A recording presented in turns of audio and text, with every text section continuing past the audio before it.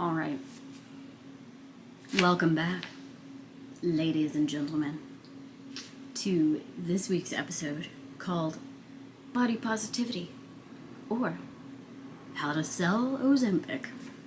So, I gotta go watch some more Rocky and Bullwinkle and get my my newscaster narrator voice down for that. Okay, but anyways, so what's my overarching thesis behind this, right? They're trying to keep you fat and unhappy, all right? That's basically what the entirety of the American economy and thus the global economy is tied to. Keeping you fat and unhappy, all right? And look, you can disagree with that if you want. It's a free country, baby. Go on ahead with your bad self. But I got the receipts. So, now why do I say that? I say that because if you know, and we're going to get into the superficiality and, look hot of it all. But why do I say this? So most widely accepted science that is pushed forward by organizations that have a facade of professionalism and have the alleged certification of being authorities. I have not run across many that when you dig into it and when you start following the money, which is the secret to everything, okay? If you want to find out what the real MO is behind things, all you gotta do is follow those greenbacks, baby. Follow that money. Find out where that bread is buttered, all right? And then you're gonna find the truth. So, if you look into a lot of big agricultural producers, if you look into a lot of your pharmaceutical companies, if you look into a lot of even fashion. So I really started getting into this, not just from a dietary perspective, which I started doing because superficial queen, baby, okay? I would rather be hot than, eat slop. But anyways, so I started going down it from two different superficial avenues, all right?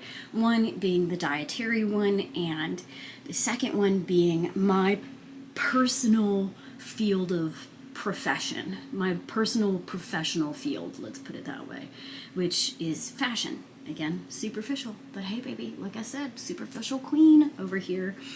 I work hard at it. And when I started going down these, and I'm going to actually do a whole video on a slice of the fashion aspect of this. But this one is just, this is just an intro, all right? This is my thesis establishing essay about why and what my evidence is, and encouraging you to go out and do your own little research, because you can. This is all stuff that you can go on the internet, you can web trace all of this stuff on your own in whichever field or segment of our capitalist economy that so strikes your fancy, right? Which is part of the beauty of it. But most organizations that have any sort of capitalistic mass have ties to the World Economic Forum, all right? And I know that at this point in time, the WEF has kind of become the catch-all boogeyman of every major issue that's afflicting us globally. And, a lot of people might say that it's just the boogeyman. But where there's smoke, there's fire. And so do your own research, form your own opinions. Don't take my word for it. But yeah, so a lot of organizations, you can literally draw a continuous thread from who they are, who their investors are, where they're going, where they are putting their money, who they are investing in, and the organization, the independent organizations. There was a quote unquote around independent, by the way. Independent, what do they call them? Regulatory bodies that are established to allegedly supervise the implementation of policies that are supposedly to encourage more responsible practices by corporations, okay?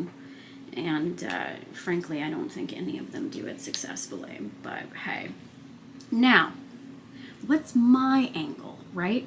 Like, why do I care about all of this? And why do I care about whether you care about it, right? Because this is one of the things that I think is important, is that not only should you hear what I think and, you know, what my opinions are, but I want to be perfectly transparent about what my personal motivations are, so that we're not making them up on our own or implying things or making assumptions, right? Because we all know what they say about assumptions.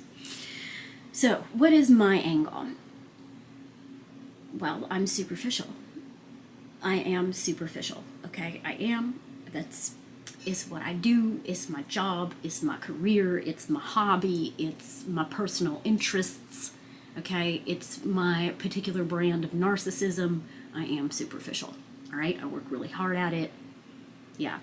So, and in service of that, I want to live in a world that's aesthetically pleasing.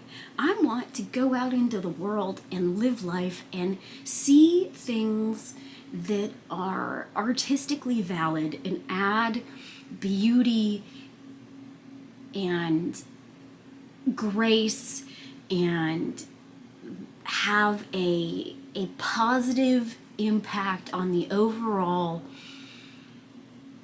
aesthetic buff that we experience as a national community, okay? And I think that there's been an absolute intentional rot of all of this, because, and there are a couple of YouTubers who talk about this specifically, right? And this rise of encouraging ugly as a method of control upon a populace. And we know this is a thing, all right? This is not new. We know that this is a thing. If you create great art, if you encourage great artistic accomplishment, then your society flourishes. When you get really bogged down into this postmodern, like, brutalism nonsense, you get depressed and society plummets because it's ugly, it's gross, nobody likes it, it has zero artistic merit, all right? So, I want to live in a visually pleasing place. I want you to be as hot as you possibly can be, because I want to look at hot people. That's it. That's the truth. I want to have architectural integrity. I want buildings to be beautiful.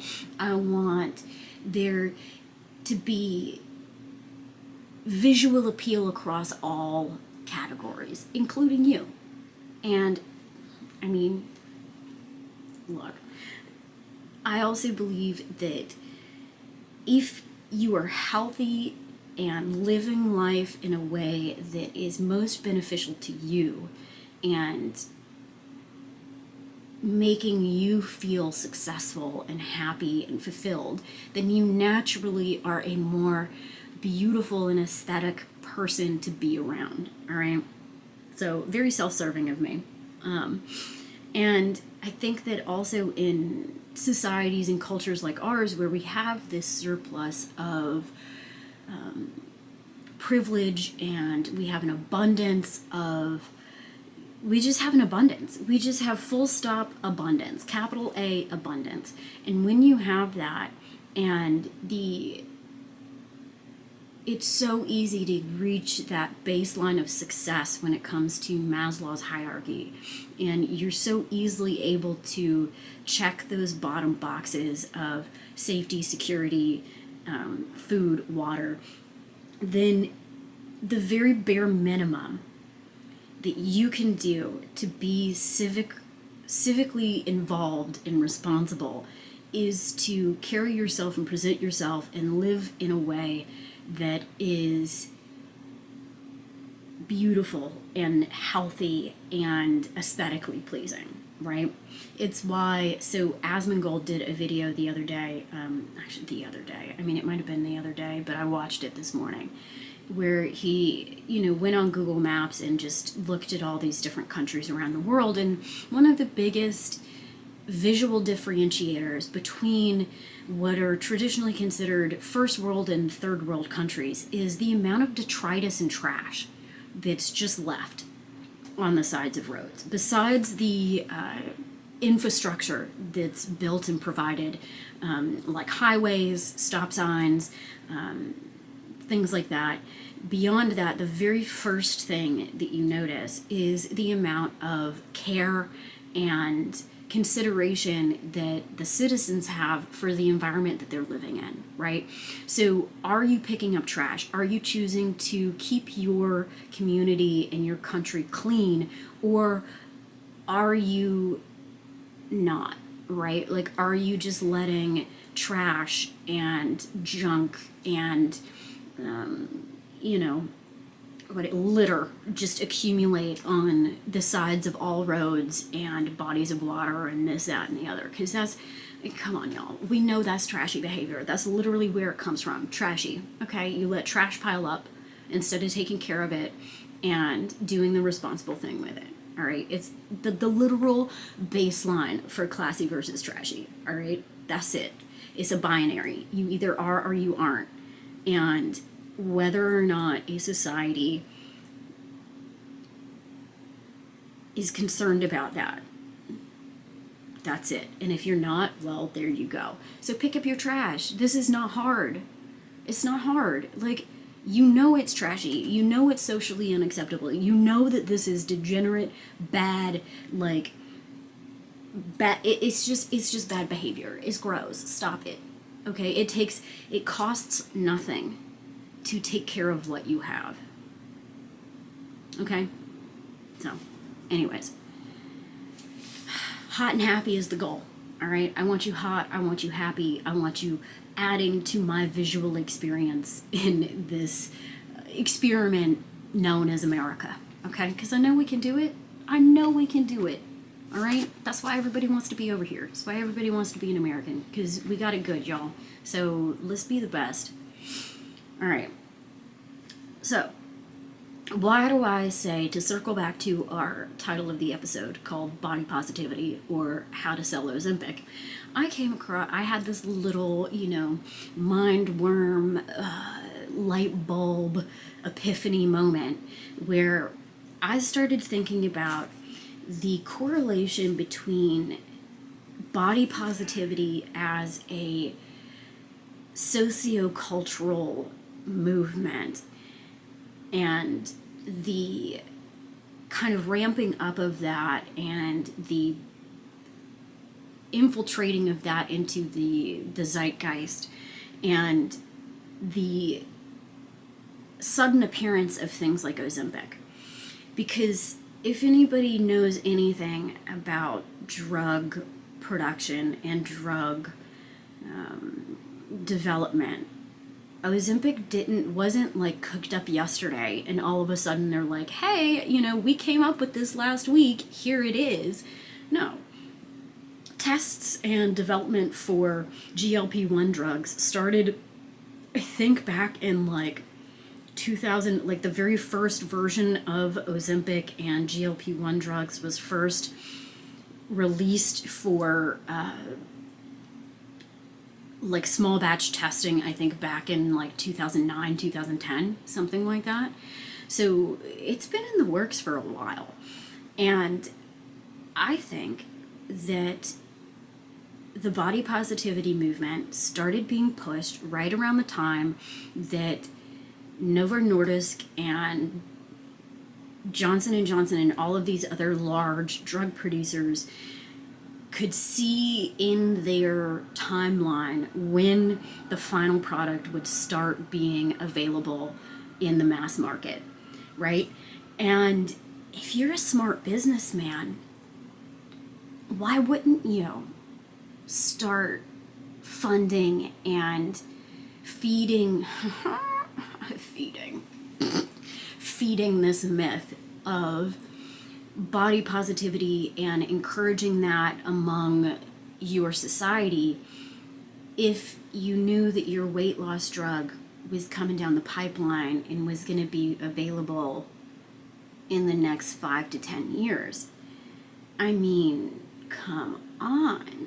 Like, why wouldn't you if you had the ability to? It just makes sense.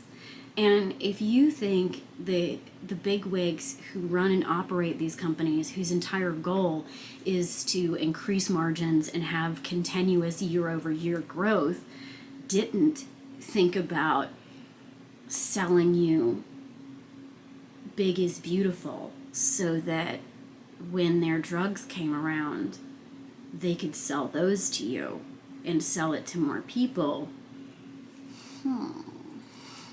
Seems, I mean, there's no, like, I bet I could find that map. I bet I could find those receipts. I really do. I bet I could. Maybe I will. But that is my theory. That's my working theory, is that all of these drug companies, all of the big agricultural companies that are selling you seed oils, selling you, foods that are based on, their primary makeup is with seed oils that are byproducts of the industrial lubricant industry, right?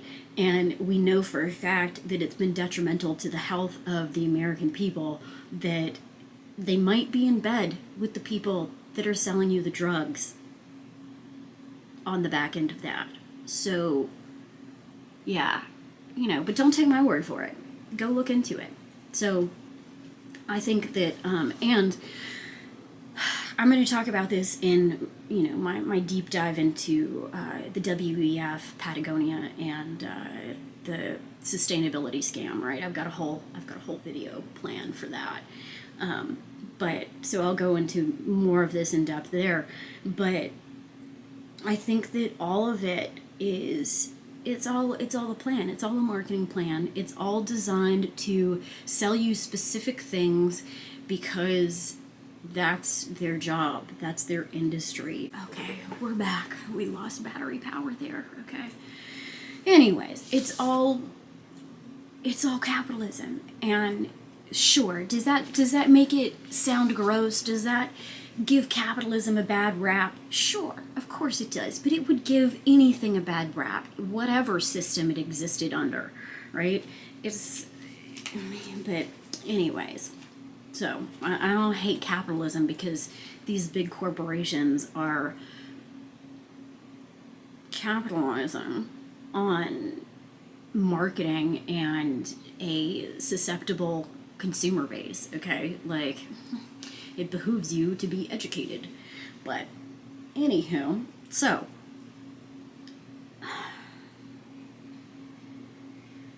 all right. Let's see. And I have a whole little spiel on big agriculture and the, intentional mislabeling of their product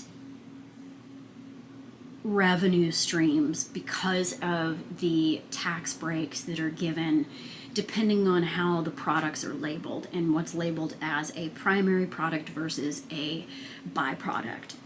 So, but again, that's a different video. But I do think that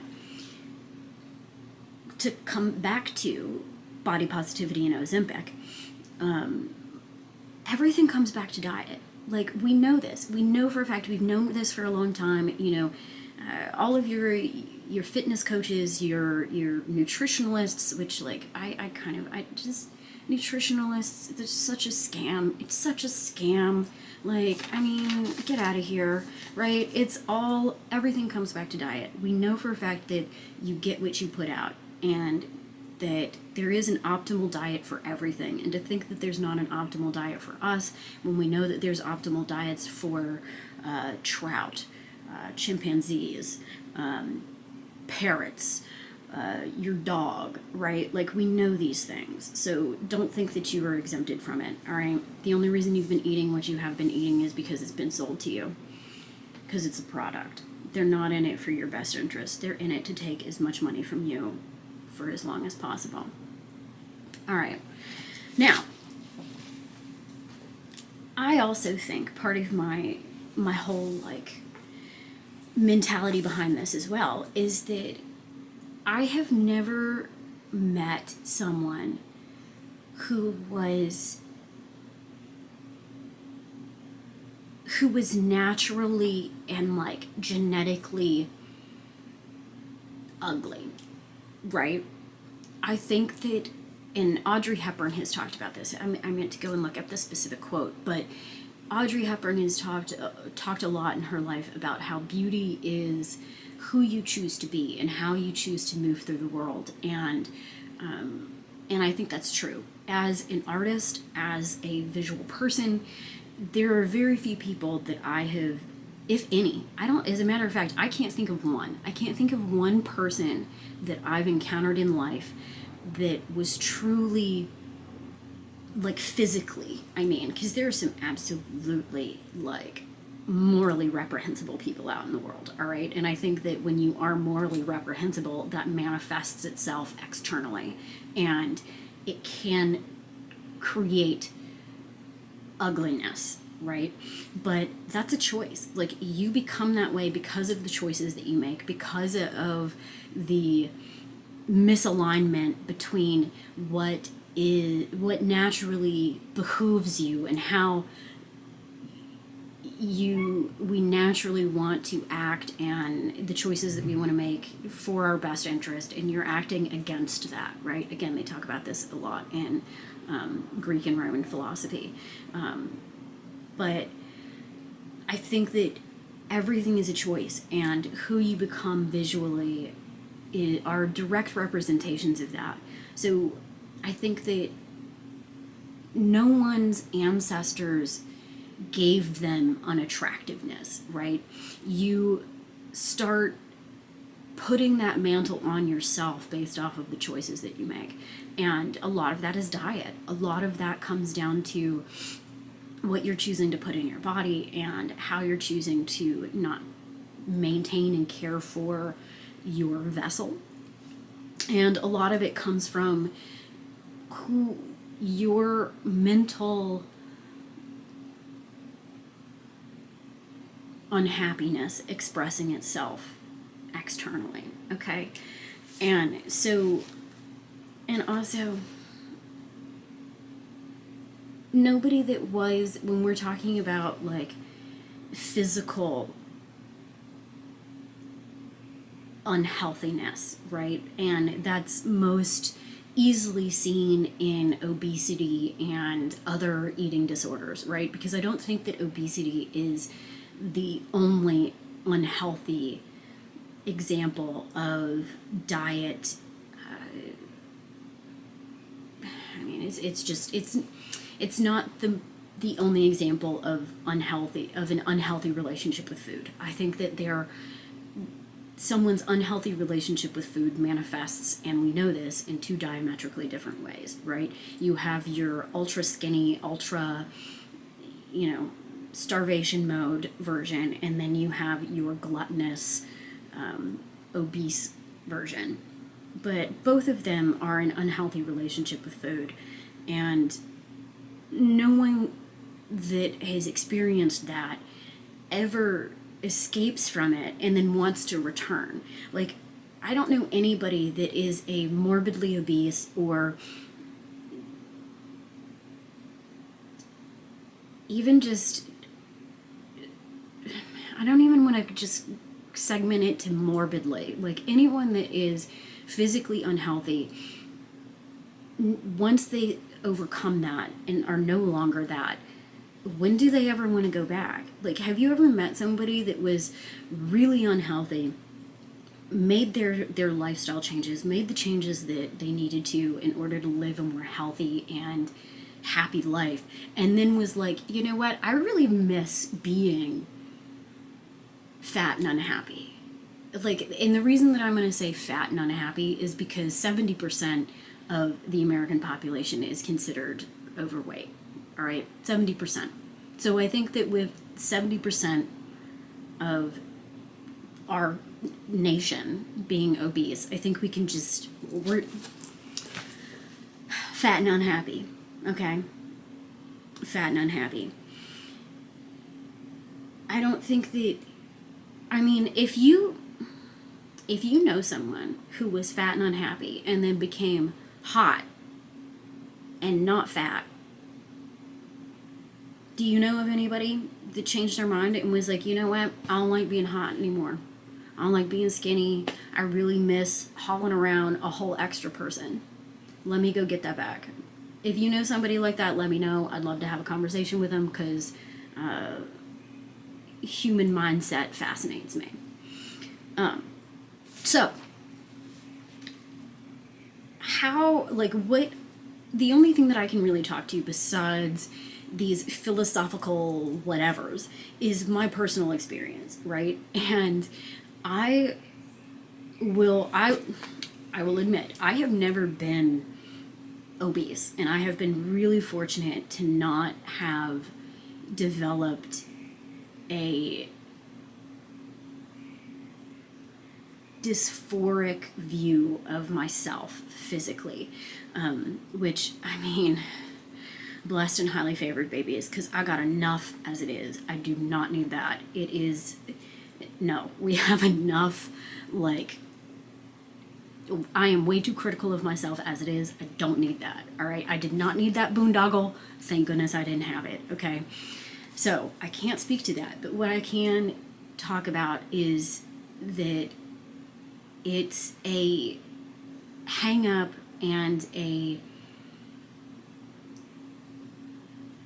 it's something that has plagued me and concerned me basically all my life, and I think a lot of women are this way. I think a lot of women are superficially concerned. Oh, bless me. Both because we are not the physically dominant sex. We're just not. It's what causes a lot of mental consternation for women. I get it, been there, I feel it myself. It's rough, it's hard to come to terms with the fact that you are not the physically dominant sex on the planet, okay? And part of how women deal with that is by being physically appealing, right? It's like why babies are cute. Babies are cute because they are supposed to make you want to take care of them. Women are attractive, women are cute, it behooves women to present themselves in a certain way because it makes us appealing it makes us appealing, right? But it also makes people, like, men want to take care of you, right? Like, it behooves you to present yourself in a certain way so that you do not encounter physical impediments. And by physical impediments, I mean like physical harm. And, you know, like, if you can't fight somebody with your fists, you got to use what weapons you have, right? And women have being artistically pleasing as our bingo card, all right? And that's how we navigate the world. It's how we've always navigated the world because it's the weapon that we have. And so it's part of why I don't think there's anything wrong with it. But full recognition of that, enormous part of women's lives revolve around this development and cultivation of these skills that help us become more visually attractive so that we don't get physically harmed in our day-to-day lives, right? And in a, you know, first world country kind of vibe,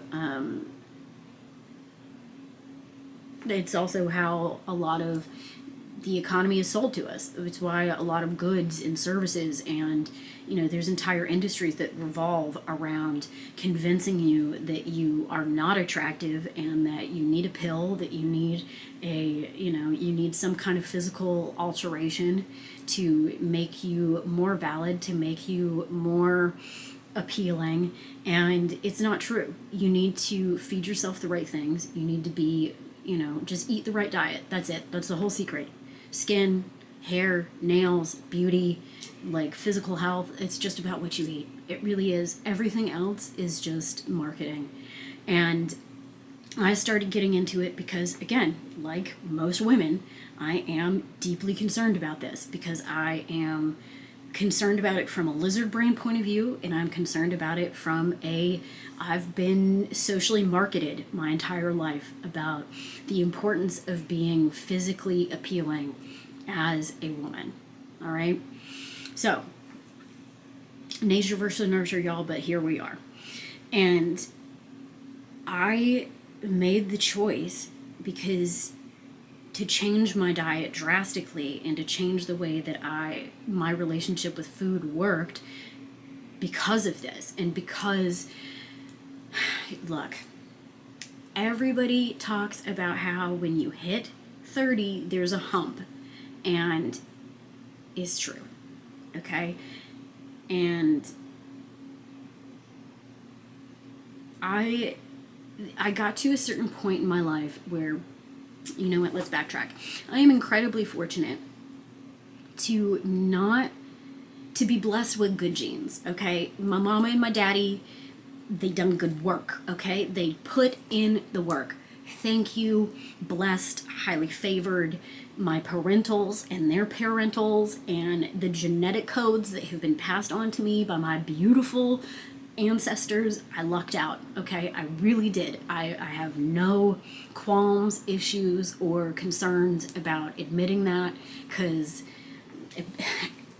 it's not like I went through, a game Rolodex and was like, okay, here's my character build, all right? No. A bunch of people in the past got together, and my parents got together, and then here I am, and I am fortunate, okay? I've never had to, at least up until recently, I have never been someone who has had to work really hard to stay relatively fit, right? There was a man one time who called me skinny fat. And at the time,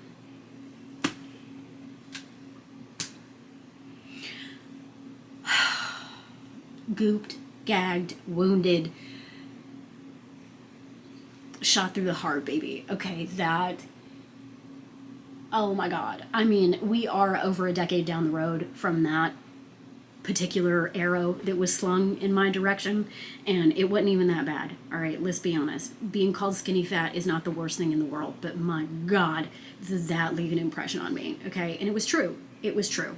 And right now, where I am right now, I missed a lot of Shaun T, okay? I've not been doing my Pilates, I've not been doing my stretching, I've not been doing my weightlifting, because I've been in a schlubby, mentally bogged down mood, because there's a lot going on in the world, okay? But I am incredibly lucky that my baseline is pretty much skinny fat, okay? Very fortunate.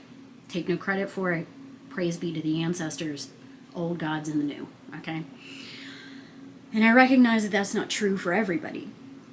But, again, I'm not everybody. I'm just me telling you how I got here, okay? And my superficial booty reached a point in my aging and maturing where I started to realize that it didn't matter how healthy I ate. It didn't matter if I was eating all organic, homemade, nothing is really store-bought. I mean, my man was baking me homemade bread at one point, okay? We were baking our own bread.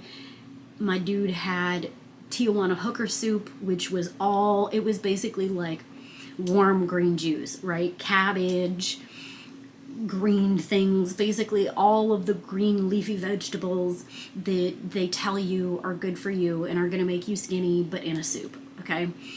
And my man was making me eat salad, making me eat rabbit food all the time, because that is what we are told solves the problem.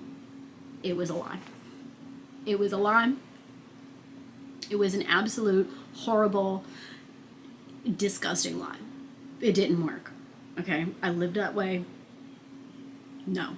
Your girl got fatter. Okay? I was gaining weight. I put on pants and no. Unacceptable.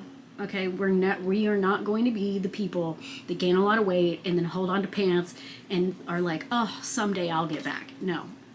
Bish, we ain't leaving. All right? We are not leaving. I refuse. No. We're right here. Okay?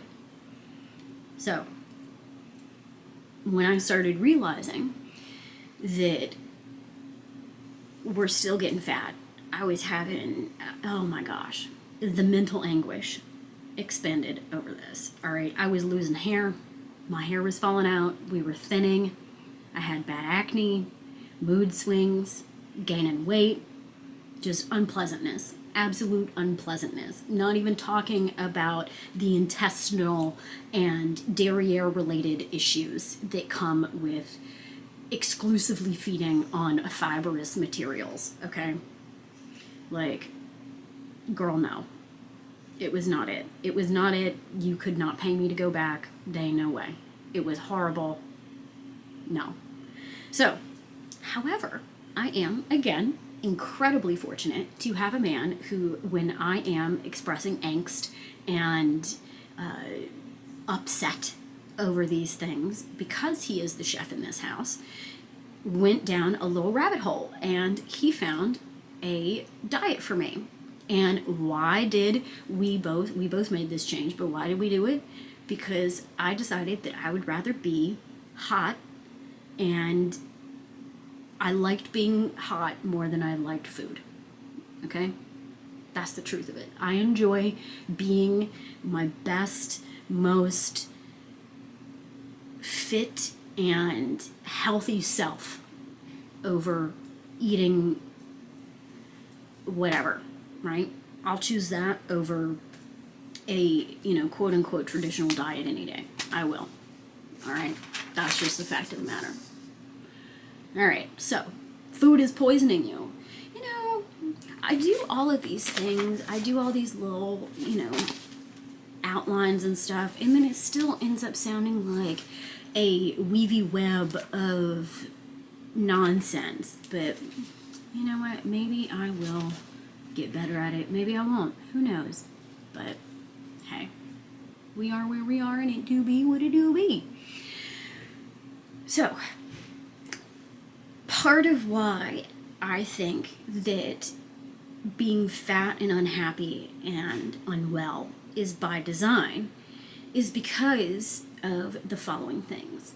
So we know food is poisoning us. We know this. You can look back over time and see when the introduction of certain food products and when the American diet changed, and we can track this. This is a known thing. You can look at pictures of your parents and see that we didn't used to be 70% fat.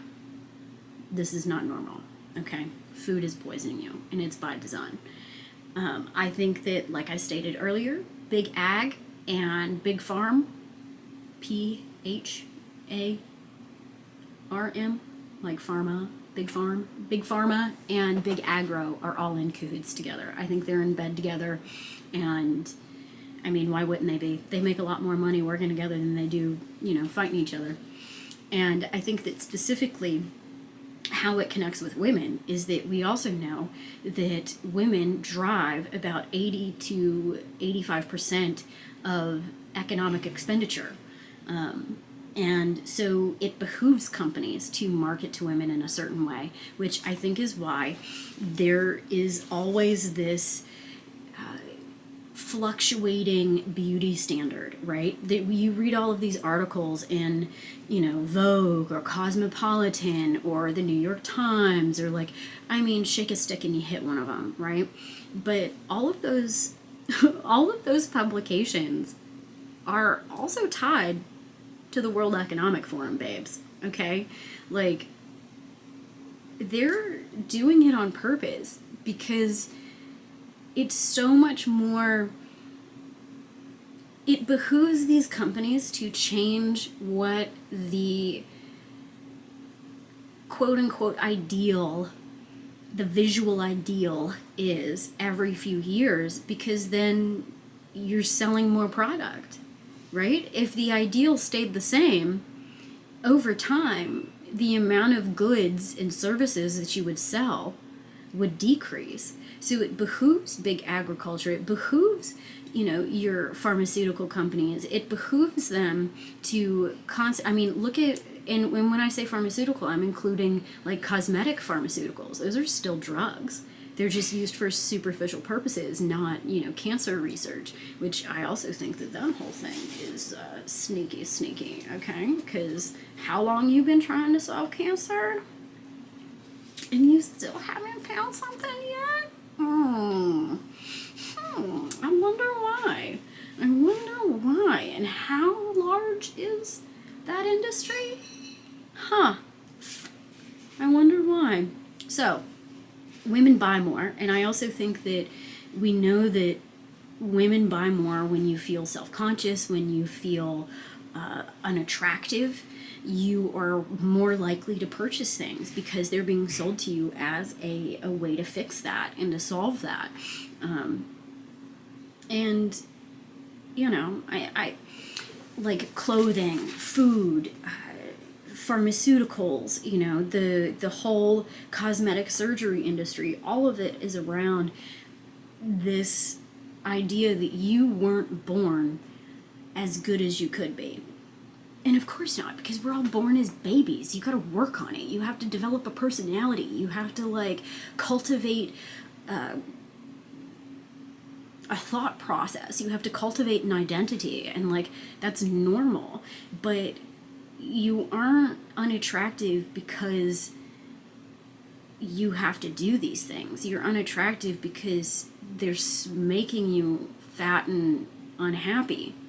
Whereas if you just focused on maintaining and finding a rhythm for yourself that puts you at the best possible place with very little effort, because again, that's one of my secrets, is I am lazy. I want it to be easy as possible. I don't want to have to be working all the time to accomplish all of these things, right? So what can I do that will help me maintain that bare minimum skinny fat level? And then when I feel like getting out of that, I can just do some weight training, I can do Pilates, I can do these little things and incorporate those habits and build on that, right? But I don't want my worst to be any lower than skinny fat. Okay, that's the reality. And that all comes down to diet. It's all diet. It is all diet. So, and we know that it's diet. Why do we know this? Because historically, the single greatest differentiator between upper class and the peasantry was food. There have been, sumptuary laws are a little different, right? Because sumptuary laws are how you impact the visual representation of wealth via limiting materials and things like that via in clothing and that kind of thing. Like sumptuary laws refer more to clothing and textiles and that kind of thing. But hunting laws, or if you look at food rationing within communist, socialist, or dictatorial governments, right? Food rationing and is a way that you differentiate between those who have and those who have not, right? And we know that in medieval times, having hunting laws, so who could hunt meat, who could hunt and provide meat for their families, was strictly controlled by kings and by the land rulers, right? So we know that diet and we know this in Egypt too. We know that Egypt, and historically, when you switch from a hunter-gatherer or animal husbandry, because you don't have to hunt and gather. You could just have animal husbandry, right? You could just have giant herds of animals and be successful. We know this, and that's what we should be doing. But hey, whatever. We'll get to that too. So we know that food and class are directly linked, and it's because of the nutritional value of these foods, right? Like meat is and has been highly regulated in an attempt to establish hierarchical structures, right? So why? Because it's better for you, all right? And you can see that in the US with what people are calling food deserts, or with, we're going to get real spicy with this one, right? Looking at SNAP. Why is it that there are certain people in this country that are fighting so hard for less privileged people to have access to Coca-Cola, to have access to Sour Patch Kids, to have access to Rice Krispie Treats and the entire Kellogg's brand of breakfast cereals, right? Like, we know that these foods are unhealthy. Why is it that that is what is being fed to those who are less fortunate?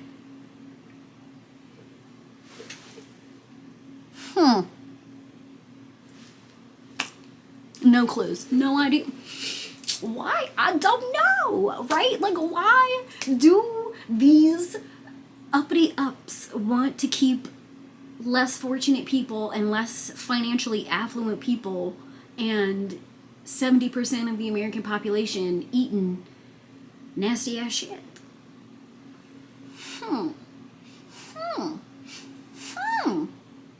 I wonder why. I wonder why. I wonder why. Could absolutely have nothing to do with the fact that they know it's bad for you and want you to be fat and unhappy. I don't know. Okay? So, that brings us to our final question, right? The question, this long, rambling, windy road of body positivity and how to sell you Ozempic brings us to this ever-burning question, okay? Do you care more about being hot or having that next cookie?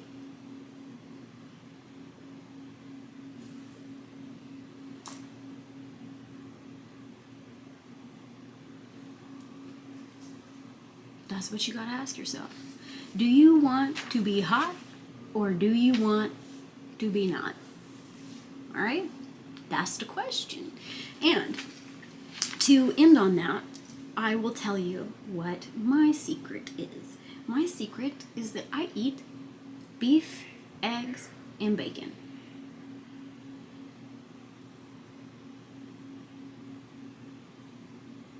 So hard. So difficult. Beef, eggs, and bacon. It's a miracle. Wow. Who knew? Groundbreaking. But yeah, anyways, that's the secret, and I will eventually be doing a video on, getting more into carnivore. I don't know, maybe my videos will become more coherent eventually. Probably would be if I do the script, but then I'd be scripted, and what's the fun in that, right? So, and eventually I would love for these to be live streamed so that I can talk about these things and do it in an organic manner and address what, other people are concerned about, what you want me to talk about, what's interesting, this, that, and the other. So, in conclusion, body positivity was a marketing scheme for Ozempic. That's my theory. I think I got it pretty good, and I think that I will be proven correct. I think I already am proven correct. And do you want to be hot, or do you want a cookie? So, go out into the world, y'all. live your best life, align with those 4 cardinal virtues, all right? And live the best life that you can because it's the best for you. And in return, I reap the benefits. It's why I want this, okay? I am selfish enough to admit that I want you to live your best life because it makes my life better. It makes my life more aesthetically pleasing. It makes the people that I come in contact with in the world be more pleasant and enjoyable to be around. So, get into it. This made no sense at all, but you know what? Here we are. If there's something that you would like me to expand on, let me know. If you hated it, let me know that too. If you loved it, do those things. You know, there's all these little things that you're supposed to do to show your support. Show your support. You filthy rascals. I'll see you next time.